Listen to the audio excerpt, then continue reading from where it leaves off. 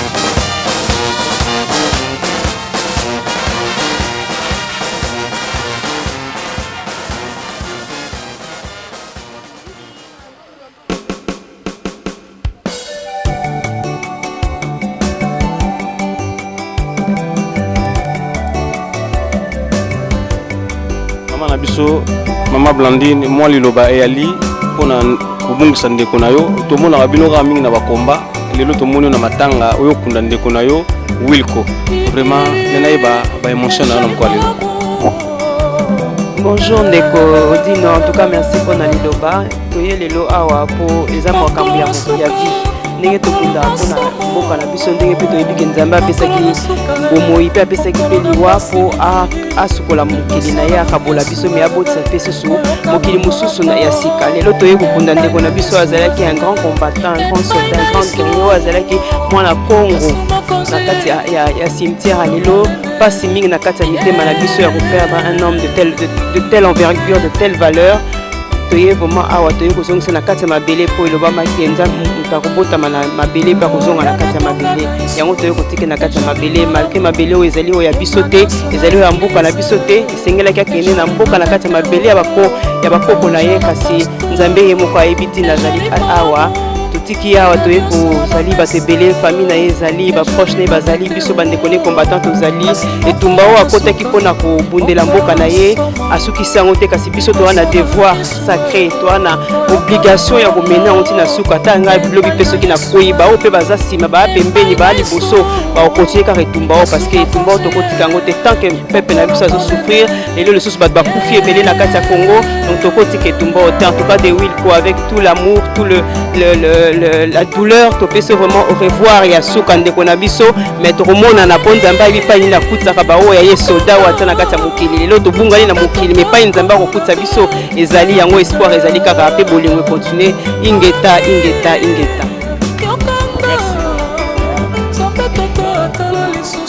Combattant basa ebele bayokuna ndeko na bango to apena Martin Sali toko loupé pété yé penda falo ba pona ndeko ne de Wilco balandi ya Diamant Noir TV balanda na minute sokolo baloba nini pona ndeko ne asili kotika. D'abord, je rends un grand hommage à le plus grand combattant, le résistant patriote de Wilco Mbomba, Oyo Atika Kibiso depuis semaine passée. Bon, les lots, tu es ça la animation naïe, et les derniers jours, tu es Tika Mouei et Nakati ya Lilita. Mais et l'autre, on a coquille kolobezali juste que combat autobandi qu'on mené ensemble naïe, mais les lots Yati Kibiso accueilli. Mais combat naïe, il fallait tomber mango jusqu'à la libération totale du Congo. Bon, même il y a comité ba Oyo Batikali. Et Torosen a toujours tous à la déterminé, tous à la constante, tous à la loyale, de façon que Bitumba Oyo de Wilco Mbomba Abundaki Bisopeto Memayango jusqu'à la libération totale du Congo. Et là qu'on a voulu que Bayanwana et n'a pas coupé ça vraiment courage Benzo Tomakasi na famille et à Moui na Mwasi naye pe na bananaye et sur l'ensemble aussi il y a famille congolaise. Voilà les messages que je peux passer. Merci. Pasi mingi pona papa de Wilco aza camarade ya mobile na ngai des affaires nga na mwasa des affaires donc de Wilco to fréquentaka ye tozalaka na ye ayaka na ndako na nga biso toyaka na ndako na ye na mwasi na ye mama Christine tozalaka na bango epesi pasi nasokoka kutu koloba te po malamu oyo kata sango moto abeli mais oyo moto abeli te koyoka kaka sango mbamo moto akufi eza pasi mingi komone na cercueil na moni na cercueil na bifo na lela de Wilco mobile nanga benga lobi soaz kendo lela de Wilco yaza na Kinshasa habitani ngotungisaka de Wilco ayela ko ba vers l'air nyonso na ndako ayela ko de ba chia bana de Wilco to fréquentaka ye tozala na ye abikendo lela de Wilco na otungisaka ye yango vraiment na ye lelo na leli de Wilco pasi na motema pasi papa moya kolobeza te que son âme repose en paix yango kande tokola Nous avons Diamant Noir TV, nous avons vraiment na peso mo le loba ndengo ebaki venanga de Wilco. Bon alors nga nazo loba kaka nga zali mwana ya bandal naza mwana bandal o nyoso ba ebi biso na ba des affaires ba leki ba de Wilco nyoso ba leki omoni biso toza ba mbuta et salinga ipasi pona nini de Wilco tozalaki na ye en contact na Cameroun mardi ayesinga bivieman nazozonga mercredi il faut que matanga leki na biso mo butu ya bandal komone izi commando bana bandal nyonso bayebi ye mais salinga ipasi tango na prendre nouvelle ya Wilco tension nanga emataki donc nalelaki makasi nayebi te totika babuzoba ya koloba n'importe quoi de wil kwa sa moto asali vina ya zaleki akufi donc eza nzambe apesaka ye pe moto azwaka totika mama Christine afana na pe na bana botika bilobela loba bato nyonso baoloba oyo azoloba eza vieux forêt nalobi botika bilobela loba oyo baoloba sur les lois ya de wilko nzambe apesaka nzambe ne moto azwaka donc ta ya de wilko ekokaki ntango tana ekoki donc nzambe abengi ye eza nango te kwa babilobela loba ezobima tro moto na moto aopesa version na ye botika ozo comprendre eza pasi to perdre surtout élément de wilko po oyo asali na bacommunauté na biso eza ya trop bato nyonso bayebi biso nyonso toprofitana de wilko tokoli ensemble me toprofita na ye baji baboki banini atikaka mpe bato te aza motu ya bato oyo nyonso ayebi mwana poto nyonso mwana poto ya paris oyo nyonso ayebi de wilko wilko alaki moto ya bato bon moya koloba mingi eza te calme nde ezala botika bilobela oyo azoloba eza vieux forêt ozoyoka vieux forêt claude nde moto azoloba botika bilobela na liwa ya de wilko eza nango nzambe apesaka nzambe nde moto azwi ye bon merci ndenge oakorde nga parole bon courage nayeka kokonsole copine nanga Peggy la copine a de longue date donc eza mpasi mingi koperdre papa na mboka oyo donc voilà nzambe vraiment aconsolé libota mobimba po vraiment baza vraiment na mpasi mingi mama na biso mwa lelo beyali mpona kozanga vie de wil solo papa eza mpasi ya mpasi donc moyen oloba mingi eza te tolamuko tozotuna eske accident oyo to eloko nini tosutuki kaka de wilko na biso donc moyen aloba te mai ya misu donc tozolela biso bana banda tozolela mingi ndenge ndeko nanga azoloba awa donc wilko akende na kimia akende na kimia te bilobaloba corps na ye ekende na kimia ke bato batika oyo basalire te donc wilko azalaki moto ya bato azalaki moto ya boboto donc tolingi mpe akundama na ndenge ya boboto ata na nsima soko akundami donc kimia ekende ndenge ye moko azalaki na kimia na bana ya bandali na bato nyonso bazalaki na wilko bazalaki moto ya bolingo ya boboto azangaka te na makambo so mpe tokende kokunda ye na baza kozwa bayekomona ngo na sani ya mama na valise ya mama oyo bakushi ya bana eza kobonga na basinga bayekomona mwana nyonso akoya mama namoni sapato ya biso ebungaki ya mwana na biso mama namoni esu yeme na biso bandeko soni na témoignage oyo pasteur apesi na cimetière na réalité bayekomona oyo na valise tokoloba nini bino moko bopesa réponse. Alléluia.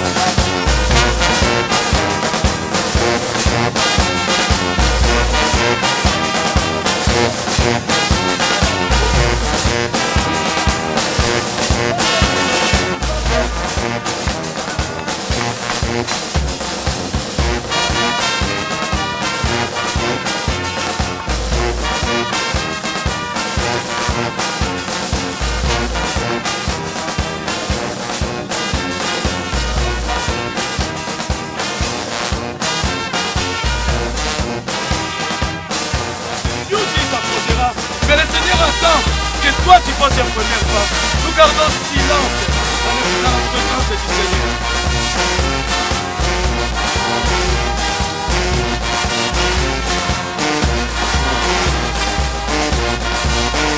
Éternel Dieu des armées, Père éternel, mon Dieu, nous voulons encore te rendre des notions de grâce et grâce sur le vivant. Aujourd'hui, nous pleurons, Père éternel, mon Dieu, mais tu dis dans toutes les circonstances, éternel, mon Dieu, Père éternel, mon Dieu, tu dis dans ta parole, rien ne peut nous arriver, mon Dieu, de funérailles, oh Dieu tout-puissant.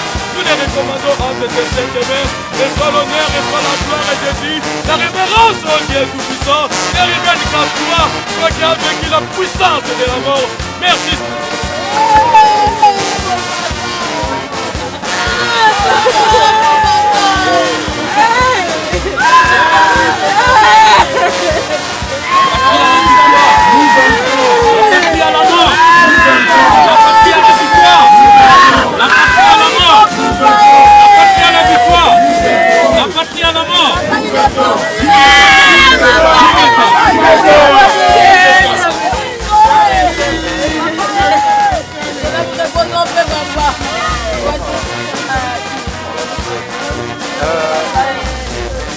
Il va falloir... excusez-moi, il va falloir... Et tu resteras toujours mon papa aimé.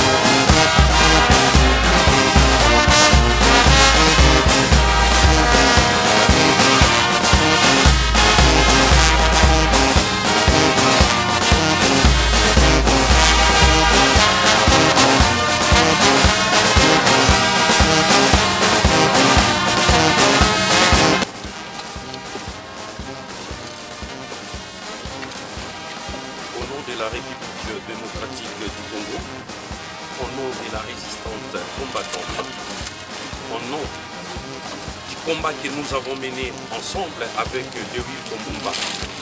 Ça fait des années qu'on a commencé, mais aujourd'hui, tu n'es plus avec nous. Aujourd'hui, Dewil Kombumba, tu nous as laissés. Mais la libération totale du Congo, nous allons continuer avec ces combats jusqu'à ce que nous vaincrons.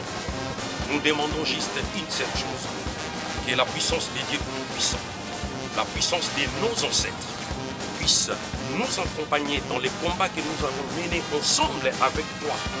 Que aujourd'hui, nous te déclarons chevalier d'honneur. Nous disons repose en paix Dewil Kombumba. La lutte continue. Combattant jusqu'à la mort. Combattant jusqu'à la victoire. Combattant jusqu'à la mort. Combattant jusqu'à la mort. Combattant jusqu'à la mort. Je serai combattant jusqu'à la mort. Résistant, résistant jusqu'à la mort. Résistant, résistant jusqu'à la mort. Résistant, résistant jusqu'à la mort. Je serai résistant jusqu'à la mort. Patriote, patriote jusqu'à la mort. Patriote, patriote jusqu'à la mort. Patriote, patriote jusqu'à la mort. Je serai patriote jusqu'à la mort. Dewilko, Dewilko jusqu'à la mort. Dewilko, Dewilko jusqu'à la mort. Dewilko, Dewilko jusqu'à la mort. Je serai Dewilko jusqu'à la mort. La patrie à la mort, nous vaincrons. La patrie à la mort, nous vaincrons. La patrie à la victoire, nous vaincrons. La patrie à la victoire, nous vaincrons. Ingeta, Ingeta, Ingeta.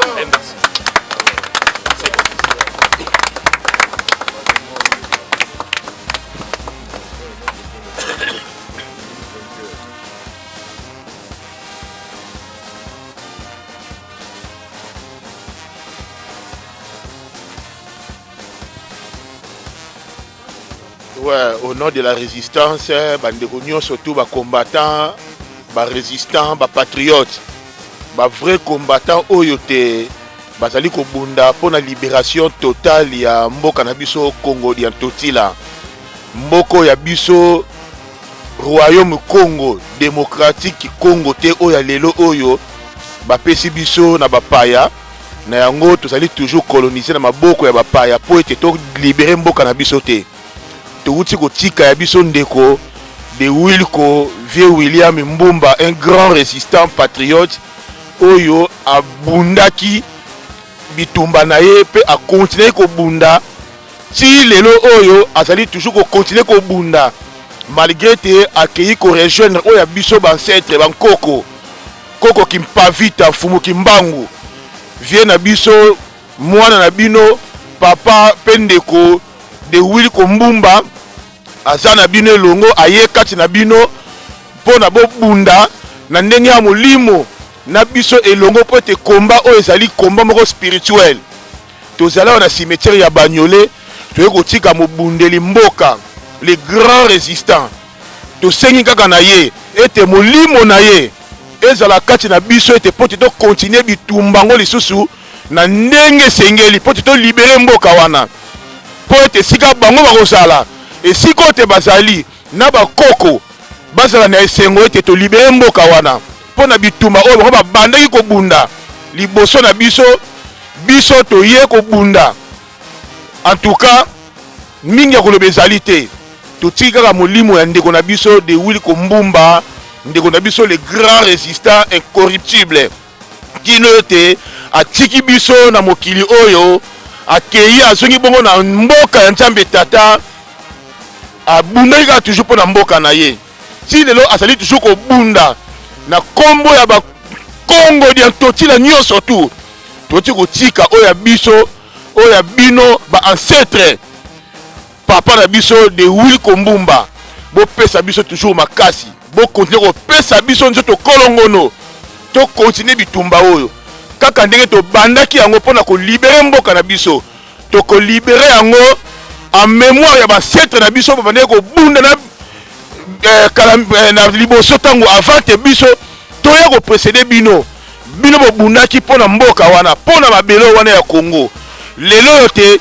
tozali ko continuer ko bunda lelo te ndeko na biso de Willy Kombumba atiki biso lokola te train soki ebandi ko kende esukaka na terminus mais bato bakitaka bato pe bamataka pona mokona lelo de Willy Kombumba auti ko kita na train biso tozali ko continuer ko kende na train po ete bomo esengi bongo mais toko tika bitumba te toko continuer ko bunda toujours en mémoire ya bankoko en mémoire ya de Willy Kombumba en mémoire ya ba héros na biso Arma Tungulu Floribert Chebeya Fidel Bazana bandeko nyonso babunda pona mboka wana Fumu Kimbangu Koko Kimpavita bino nyonso babunda pona mabele na biso Congo de Totila touti kotika moko na bino moko wa biso ayeko région de bino na mboka ya bawei kasi tosengaka na molimo ya ndeko na biso de Willy Kombumba le grand résistant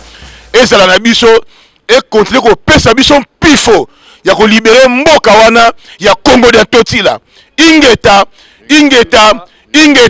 la patrie ou la victoire nous vaincrons la patrie ou la mort nous vaincrons combattant jusqu'à la mort résistant jusqu'à la victoire résistant jusqu'à la mort de Willy Kombumba la kisite azalaki résistant jusqu'à la mort tikino a tikibiso na mokili oyo akei lokola résistant ingeta apema na boboto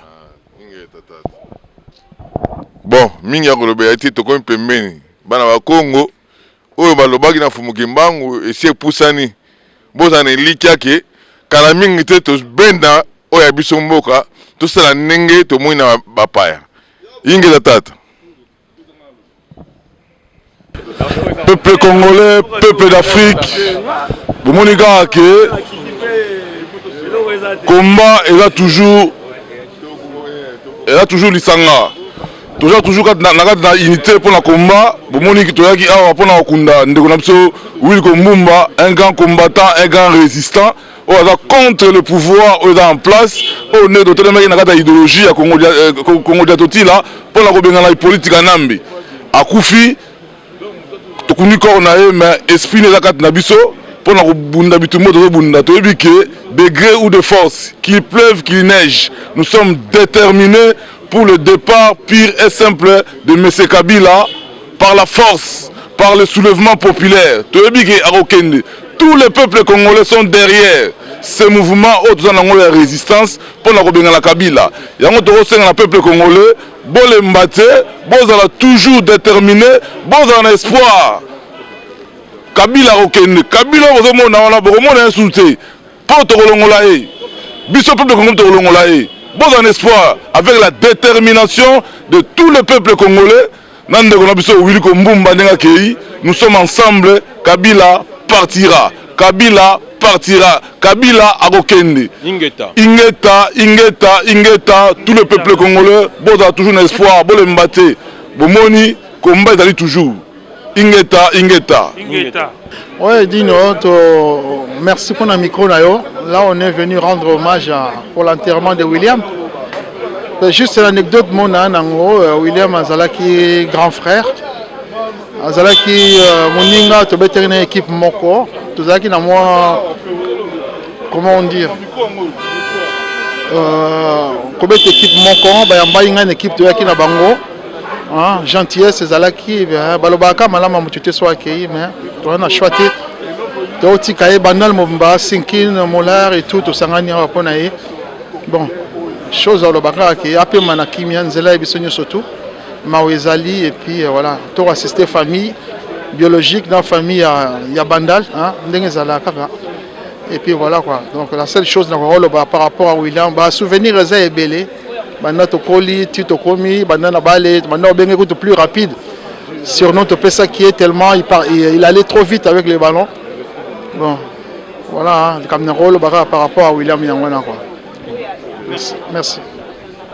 Donc vraiment, aujourd'hui, on est très attristés. On a perdu un être très cher. Les Bana Congo Diantoti là ont vraiment perdu un pilier. Malheureusement, il a été enterré ici, nous, sur la terre de ses ancêtres. Certainement pas sa volonté. Mais ce qui est sûr, son esprit, il est au Congo. Ingeta. Oui, en tout cas, nous sommes très attristés par cet événement et nous rendons un dernier hommage à notre Mbuta de Wilco, Mwana Congo Diantotila. Donc son esprit est avec nous, sa terre, son esprit est avec nous et parmi la terre de ses ancêtres. En tout cas, merci à vous, Matondo. Ingeta. Ouais, message autour de pour le peuple, nous surtout. Tu as un combattant, Willy Mumba, tu as lelo. Ndege Willy Akewana, atikeli biso makasi ya to continuer bitumba oyo. Bitumba oyo eza bitumba molimo. To ko bunda ngo le roi Willy atiki biso na makasi bitumba to bundi na yebo ti lelo ya ke atiki biso. Ya to senga na Nzambe merci mingi to kundi Willy biso siko to ko continuer bitumba. Bitumba oyo mabele na biso to ko tikaka yango te. Ata tozo kufa tato yali me to ko bunda bitumba mboka la biso ti to benga na monguna. Ingeta ingeta ingeta ingeta. nayo tokunda ndeko na biso bokoko mais eloko na regrete kaka moto abundeli biso bitumba monene lokola de Wilco mais communauté na biso ya congolais na bitumba tozobunda baza ba gentil te il fallait bacombattant barebele awa mais namoni moko bacombattant te eloko esepesika kaka présentation bandambo bacombattant ya RC kam tobaye esalinga plaisir trop mais bongo mboka yango tozobundela yango mpona libération na modèle oyo na ba1 na boye moto abundi bitumba ebele bomonani na biloko to te asali to asalaka akufi mpe kaka na komba kongo bomonani te bongo mpo olobaka ya combattant oza combattant te fo kotalaka bato babanda komba moto abanda komba na mboka oyo balakisi bino ke bobima libanda eza de Wilco wana tokufa mais bakombato baye sikoyo vraiment nayebi te communauté na biso nini ezali na regrete encore mingi mais makambo sekoyi topesa ngo kaka na Nzambe abatela biso un jour libération ya Congo ekosalema toute façon déjà ça continue na histoire ya Congo eloko esalinga plaisir yango wana Ingeta Matondo na kombo ya koko ndi surtout na kombo ya bana Congo Diantotila bobosana pe te ke de 4 oyo toza na grand rendez-vous na biso avec Yalu na Kembisa pour na to honorer bakoko na biso bakufa banda kala ekokisa 59 ans ke bapikimo babundeli biso pour na Congo bakobima eloko kana kobango wana le 4 janvier bobosana te 2018 tout le monde baza libanda biso mosusu bomonaki na kata ndako ejour wana tozobima po tobunda vrai kombo tobandaki nango Matondo Ingeta merci image photo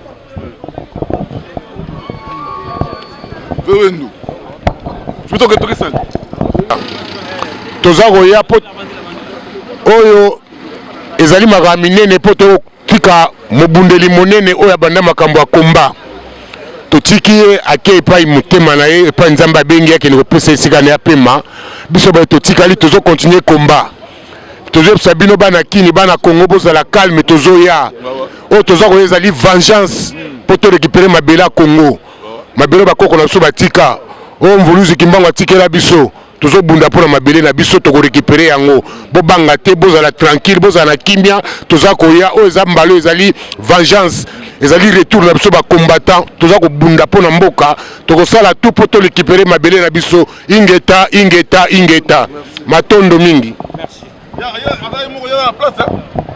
Beaucoup à toi, Diamant Noir, le vrai Diamant Noir, Gisèle. Gisèle Rumba, Nakoni Nana ya Diamant, Gisèle Rumba, Nana troublé mon amour. Merci. Gisèle Rumba, Diamant Noir.